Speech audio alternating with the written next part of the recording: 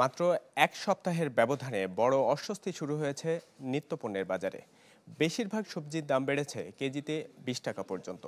স্বস্তি নেই মুরগি, মাছ কিংবা চালের বাজারেও, যেখানে বিক্রেতাদের দায়সারা জবাব যোগান সংকট পণ্যের। সবজি ও মশলা জাতীয় পণ্যে ভরপুরে গত জুনে নিম্নমুখী ছিল মূল্যস্ফীতির হার, তবে আবার বাড়ছে নিত্যপণ্যের দাম।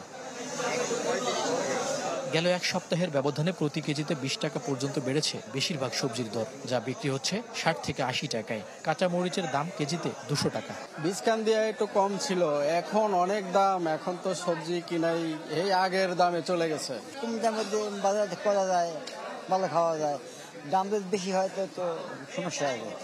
অস্বস্তির পারদ পেঁয়াজেও। 2 দিন আগে যা ছিল 55 থেকে 60 টাকা, এখন যা বিক্রি হচ্ছে 70 টাকা পর্যন্ত। আর 50 টাকা বেড়ে আদার দর ছাড়িয়েছে 200 টাকা। মালের আমদানি কমে যায়, বাইরে যায়, আবার যখন আমদানি বাইরে যায় দাম কমে যায়। কাঁচামালের সরকার সমস্যা হওয়ার পর থেকে প্রত্যেকটা জিনিসের দাম কম ছিল। আলু, পেঁয়াজ, আদা, রসুন দুনিয়ায় খালি কমছে। কিন্তু এখন আদা কয়েকদিন, এক সপ্তাহ ধরে পেঁয়াজের দাম বেশি, দেশি পেঁয়াজের দাম বেশি, আলুর দাম ঠিকই আছে। 1 কেজি আদার মিলে 50 থেকে 60 টাকা বাড়ছে এক সপ্তাহ ব্যবধানে। 1 কেজি পেঁয়াজের মিলে বাড়ছে আপনার 15 থেকে 16 টাকা বাড়ছে। আমিষেও নেই স্বস্তি। 120 টাকা ডজনের ডিমের দাম এখন 140 টাকা। আর দাম বেড়ে ব্রয়লার মুরগি বিক্রি হচ্ছে 170 টাকায়, যেখানে সোনালী মুরগি 330 টাকা। স্বল্প আয়ের মানুষের জন্য স্বপ্ন হয়ে দাঁড়িয়েছে ইলিশ, কেজিতে যার দাম 2700 টাকা পর্যন্ত। বাড়তি অন্যান্য মাছের দামও। বাজার আজকে একটু চড়াই, মানে দাম বেশি একটু আজকে মনে হচ্ছে আর কি।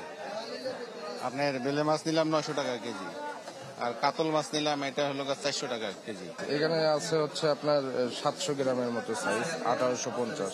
এর চেয়ে বড় গেলে তখন দাম বেশি। দাম তো অবশ্যই বেশি, এটা আমাদের সাধ্যের মধ্যে না, নাগালের বাইরে। রূপসাদা মাছ নিল 1300 টাকা কেজি, মোলা মাছ নিল 500 টাকা কেজি। এদিকে আগের উচ্চ মূল্যে স্থির আছে চালের দাম। মিনিকেট চাল ভালো যেগুলো 80-85 টাকা, নাদির চাল 85 থেকে 90 টাকা, আড়াই চাল 60-62 টাকা। মইনুল হাসান, চ্যানেল 24, ঢাকা।